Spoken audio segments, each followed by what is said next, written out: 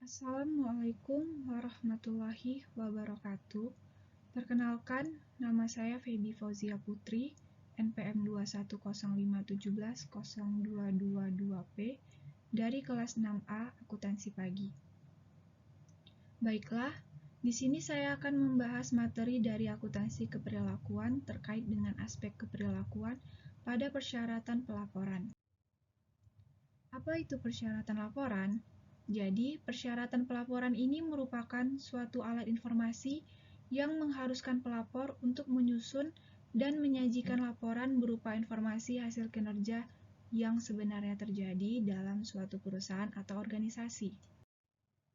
Nah, dalam pelaporan suatu informasi, baik itu kepada manajer atas maupun manajer bawahnya, seorang pelapor itu harus memperhatikan syarat-syarat pelaporan terlebih dahulu. Ada beberapa syarat pelaporan. Yang pertama itu terdiri dari understandable atau dapat dipahami. Dapat dipahami di sini maksudnya adalah sebuah informasi, baik itu informasi akuntansi maupun manajemen, harus mempunyai syarat dapat dipahami, dengan maksud sebuah informasi yang disajikan itu harus memiliki pemahaman oleh berbagai pihak yang memakai laporan tersebut.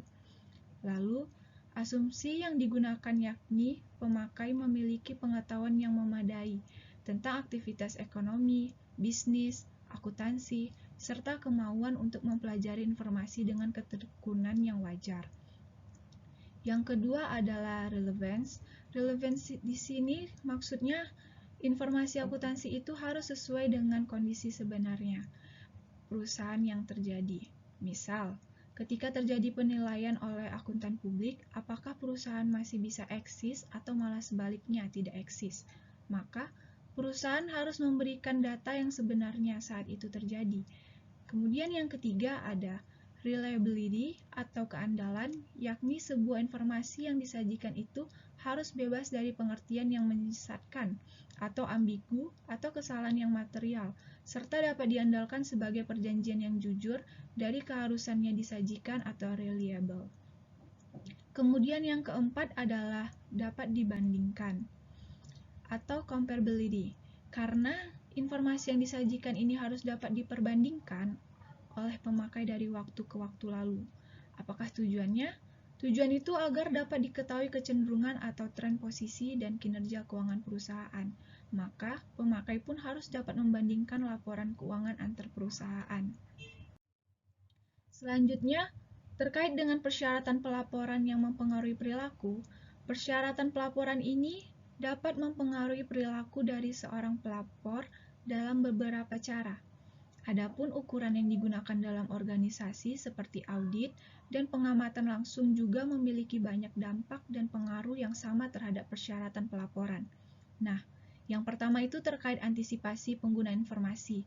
Jadi, pengirim menggunakan persyaratan pelaporan itu sendiri bersama dengan informasi lainnya untuk mengantisipasi bagaimana seorang penerima itu akan bereaksi terhadap informasi yang dilaporkan.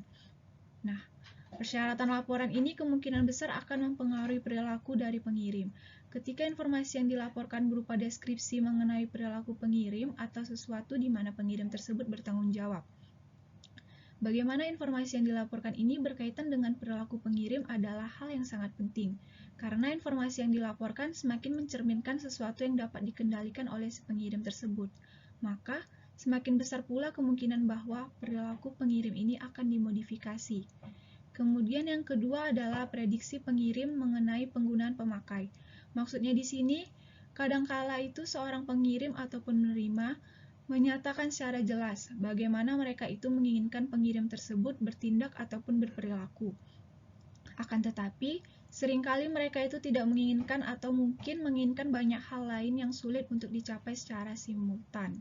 Kemudian, kadangkala juga seseorang itu merasa pasti mengenai bagaimana penerima informasi tadi menggunakan informasi tersebut secara bijak.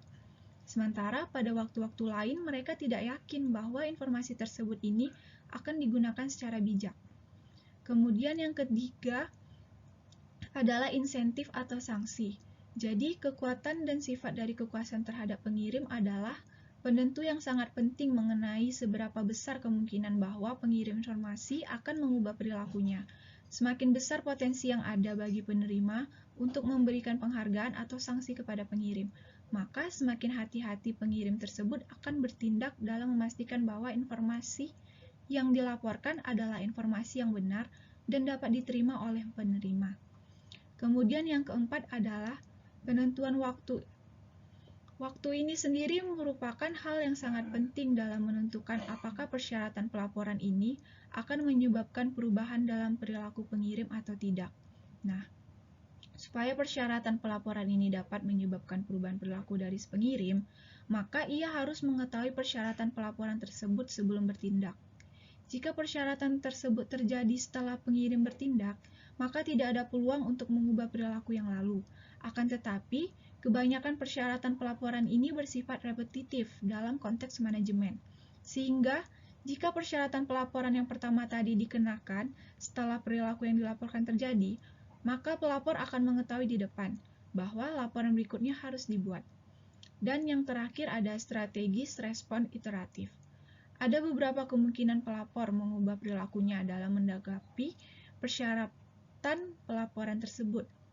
Yang pertama itu, seberapa jelas apa yang diinginkan oleh penerima, kemudian seberapa jelas dan untuk apa informasi tersebut dilaporkan, penghargaan atau sanksi apa yang akan diterima oleh si pelapor dari si penerima, kemudian penghargaan atau sanksi manakah yang mungkin digunakan oleh penerima, lalu seberapa besar perubahan dalam perilaku pada suatu dimensi dapat mempengaruhi kinerja pada dimensi penting.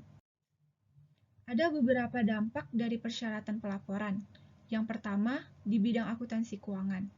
Badan-badan yang berwenang dalam akuntansi keuangan di Amerika Serikat, seperti Security Exchange Commission atau SEC, dan Financial Accounting Standard Board atau FSAB, dan Financial Executive Research Foundation atau FERF. Ketiga lembaga tersebut telah mengakui dampak potensial yang dimiliki oleh persyaratan pelaporan terhadap perilaku korporat atau perilaku karyawan, FSAB dan FERF. Baru-baru ini mulai mendorong dan mendukung investigasi mengenai dampak semacam itu dan mempertimbangkannya secara nyata adalah proses penetapan standar. Beberapa prinsip akuntansi kemudian diterapkan juga setelah diperdebatkan terlebih dahulu mengenai dampak yang akan ditimbulkan. Kemudian, di bidang akuntansi perpajakan. Di akuntansi perpajakan, keperilakuan ini merupakan bidang yang relatif masih belum dieksplorasi, karena bidang keperilakuan terhadap perpajakan ini masih sangat tabu. Akan tetapi, bidang tersebut merupakan bidang yang sensitif dalam kaitannya dengan persyaratan pelaporan. Beberapa orang bahkan percaya bahwa persyaratan pelaporan pajak yang sekarang melanggar hak konstitusional, umumnya persyaratan pelaporan di bidang perpajakan ini dipandang rumit dan juga sulit bagi pembayar pajaknya. Sehingga beberapa persyaratan pelaporan yang telah dikenakan tidak hanya kepada pembayar pajak, tetapi juga kepada pihak lain seperti karyawan. Dengan maksud untuk membuat hukum pajak itu lebih dipatuhi dan lebih ditegakkan. Kemudian yang ketiga, di bidang akuntansi sosial, terdapat relatif lebih sedikit akuntansi sosial bagi publik. Dan kebanyakan riset itu mengenai hal yang berkaitan dengan dampak terhadap penerima dan dari informasi yang dilaporkan. Dikarenakan akuntansi sosial itu eksternal yang masih bersifat sukarela, maka tidak terdapat dampak apapun terhadap persyaratan pelaporan, meskipun masih terdapat dampak terhadap pelaporan secara sukarela. Kemudian yang keempat adalah akuntansi manajemen. Di bidang ini dapat memberlakukan persyaratan pelaporan secara internal apapun yang diinginkan kepada bawahannya. Pos-pos yang dilaporkan secara internal itu dapat bersifat keuangan, operasional, sosial, ataupun suatu kombinasi. Namun hanya terdapat sedikit data akuntansi manajemen yang tersedia bagi publik. Karena data tersebut jarang dilaporkan di luar organisasi. Karena cakupan akuntansi manajemen adalah bagian internal dari suatu perusahaan. Nah, sangat sulit untuk digeneralisasikan karena organisasi memiliki sistem akuntansi manajemen. Sekelompok persyaratan pelaporan dan hubungan organisasi yang unik. Oleh karena itu, kombinasi dari hasil riset dalam bidang ini menunjukkan proses yang sangat kompleks, di mana persyaratan pelaporan berinteraksi dengan sejumlah variabel dan proses organisasi lainnya. Selanjutnya terkait dengan penilaian dampak terhadap pengirim informasi. Jadi, terdapat banyak cara untuk menilai dampak dari persyaratan pelaporan terhadap pengirim informasi.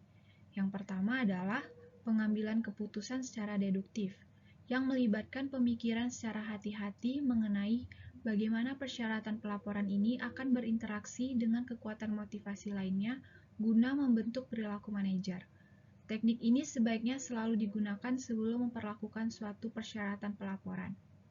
Yang kedua adalah menanyakan kepada para pelapor mengenai perilaku mereka. Suatu cara formal untuk melakukan hal ini adalah dengan melakukan survei yang terdiri atas pertanyaan-pertanyaan sempit yang kemudian kemungkinan tanggapan yang ditentukan pertanyaan luas dengan kemungkinan jawaban yang terbuka atau atas gabungan dari keduanya. Kemudian yang ketiga adalah melakukan analisis post hoc, di mana tidak ada pengendalian yang tersedia, sehingga seseorang itu harus menggunakan data apapun yang tersedia mengenai perilaku dari pengirim yang menggunakan data sekunder.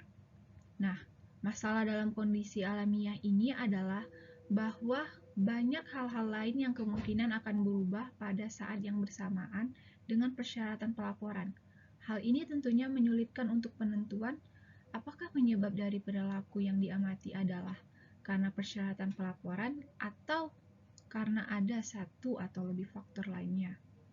Selain itu, ketika analisis post hoc terdapat dua data sekunder yang digunakan, maka ukuran-ukuran langsung dari perilaku yang diminati mungkin tidak tersedia. Jadi, kesimpulan yang bisa saya ambil dari pembahasan kita pada kali ini adalah bentuk laporan yang menjadi bagian dari rangkaian komunikasi ini perlu ditinjau manakala membawa dampak negatif bagi proses komunikasi melalui pelaporan yang dilakukan dengan memperhatikan syarat-syarat pelaporan yang telah ditetapkan. Sekian pembahasan dari saya. Wabillahi taufik wal hidayah. Wassalamualaikum warahmatullahi wabarakatuh.